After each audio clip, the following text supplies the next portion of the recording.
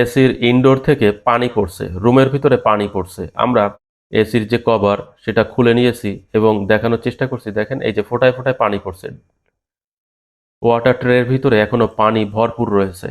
আমরা মগ থেকে পানি দিয়ে দেখার চেষ্টা করছি কি কারণে পানি পড়ছে। কোথাও ছিদ্র হয়ে যায়নি, পানি পড়ছে। তো আমরা দেখার চেষ্টা করছি পানিটা কেন পড়ছে। ওই যে ট্রে, ওই ট্রের যে এই প্রান্তে ড্রেনেজ লাইন রয়েছে বা ড্রেন লাইন রয়েছে, ড্রেন পাইপ দিয়ে পানি বাহিরে যাওয়ার কথা, বাহিরে যাচ্ছে না। তো ড্রেন লাইন মূলত জাম রয়েছে।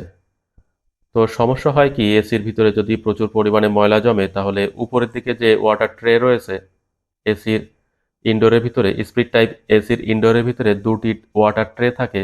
পেছন সাইডে যে ওয়াটার ট্রে রয়েছে, ওই ওয়াটার ট্রের যে পানি সেটা দুটি ছিদ্র দিয়ে সামনের ট্রেতে আসে।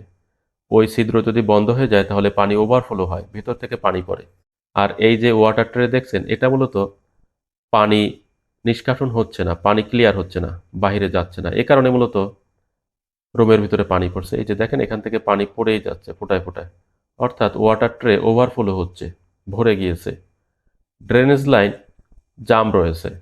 তো আমরা ড্রেন লাইন ক্লিয়ার করার চেষ্টা করব এবং এই এসিটি আমরা পরিষ্কার করে দেবো জেট পাম্প ব্যবহার করে। তো ড্রেন লাইন ক্লিয়ার করার জন্য ওই যে দেখেন আমরা একটি স্প্রিং তার ব্যবহার করছি। ড্রেন লাইন ক্লিয়ার করার জন্য আমরা একটি স্প্রিং তার ব্যবহার করছি। ওয়াটার ট্রের এই সাইড থেকে ড্রেন লাইন রয়েছে, একটি ছিদ্রর মাধ্যমে পানি বাইরে যায় এবং একটি পাইপের মাধ্যমে সেটা একটি বাথরুমে চলে যায়।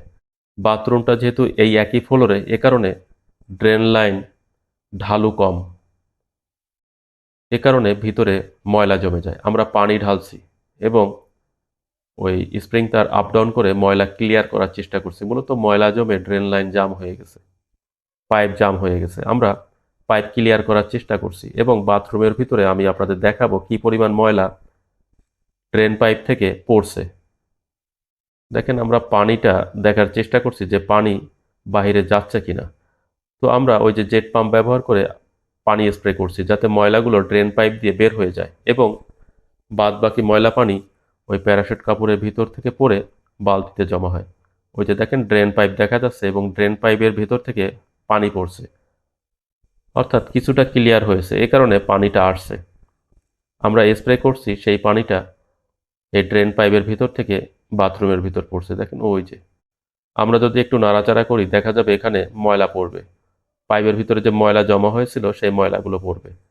তো যেহেতু আমরা সমস্যাটা ধরতে পেরেছি, ড্রেন পাইপ জাম থাকার কারণে মূলত ভিতরে পানি পড়ছে, এসি থেকে পানি ওভারফ্লো হচ্ছে, এ কারণে আমরা ড্রেন পাইপ ক্লিয়ার করার চেষ্টা করছি এবং স্প্রে করে আমরা ময়লাগুলো ক্লিয়ার করে দিচ্ছি যাতে ড্রেন পাইপ ক্লিয়ার থাকে, পরিষ্কার থাকে। দেখেন কত ময়লা এখানে জমা হয়েছে, আরও ময়লা রয়েছে যেটা আস্তে আস্তে আসবে। তো এই সমস্যাটা হওয়ার কারণ হচ্ছে ড্রেন পাইপটা মূলত একই ফ্লোরে বাথরুমের সাথে দেওয়া, কিছুটা ঢালু, খুব বেশি ঢালু নয়, এ কারণে ময়লা জমে জমে জাম হয়ে গেছে। আমরা জামটা ক্লিয়ার করে দিয়েছি।